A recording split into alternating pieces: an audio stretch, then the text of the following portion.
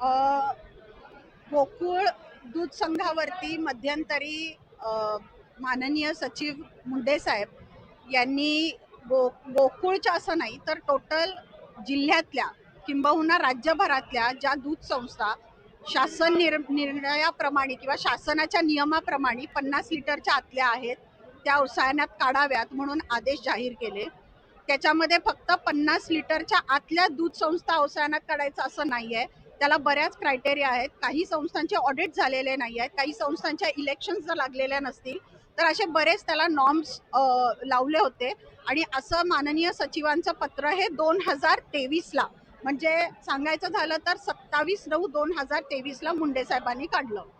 त्या पद्धतीनं सगळ्या चौकशा झाल्या आणि त्यामध्ये जवळपास 450 संस्था आपल्या जिल्ह्यामध्ये अशा आढळल्या ज्या 50 लिटरच्या आतलं संकलन करतायत.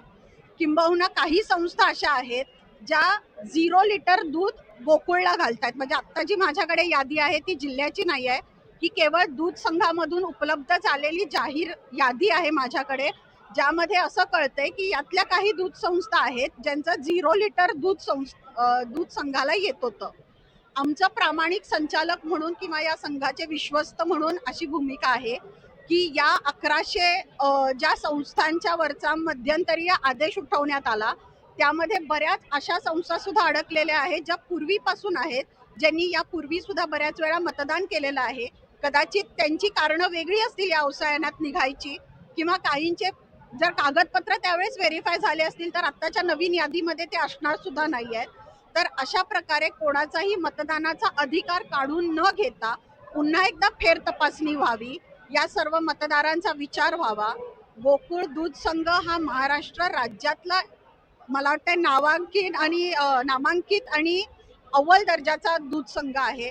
तो टिकला पाहिजे, वाढला पाहिजे या मतावरती मी गेले 5 वर्ष ठाम होते आणि इथून पुढेही ठाम असणार आहे. आज जी बैठक झाली त्याच्यामध्ये सुद्धा हा निर्णय झाला की ज्या संस्था जेन्युन आहेत, ज्यांची कागदपत्र उद्या तपासून जे आपल्याला कळेल की या संस्थांना मतदानाचा अधिकार मिळाला पाहिजे गोकुळतर्फे, अशा संस्था राहतील. ज्या संस्थांची कागदपत्र पूर्ण नाही आहेत अशा संस्था कदाचित बाजूला जातील, पण तरीही त्यांचं सभासदत्व रद्द करायचं नाही हा गोकुळचा निर्णय राहील. गोकुळचे सुद्धा काही पोटनियम आहेत की मतदार कोण होऊ शकतं गोकुळचा. ब वर्ग सभासद हा मतदार होऊ शकत नाही, त्याच्यासाठी अ वर्ग सभासदत्व घ्यावं लागतं. आणि म्हणून काही या पोटनियमाच्या अनुषंगानं असू देत, हे पुन्हा आपल्याला ठरवता येईल की मतदानाचा अधिकार कुणाला मिळणार, पण कोणाच्याही मतदानाच्या अधिकारावरती गदा येऊ नये यासाठी आम्ही सर्व संचालक प्रयत्न करणार आहोत. यासाठी मी स्वतः ज्या संस्था माझ्याकडे आलेल्या आहेत मदत मागायला, त्यांच्या काही संस्थांचं पिटिशन आम्ही आज कोर्टात दाखल करतोय.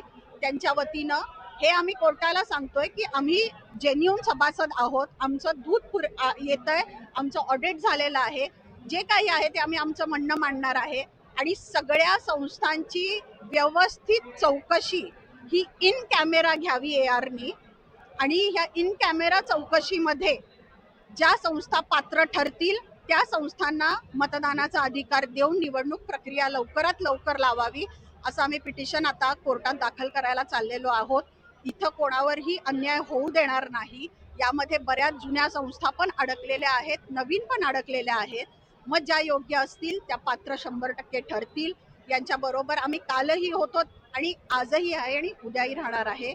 यांच्यासाठीच मदत मागायला शेवटी आम्ही न्यायालयात चाललेलो आहे की निवडणूक प्रक्रियेची घाई न करता या सर्वांची चौकशी होऊन यांना यांचा निवडणुकीचा अधिकार मिळावा योग्य पद्धतीनं, आणि हे निवेदन देण्यासाठी आम्ही जाणार आहोत.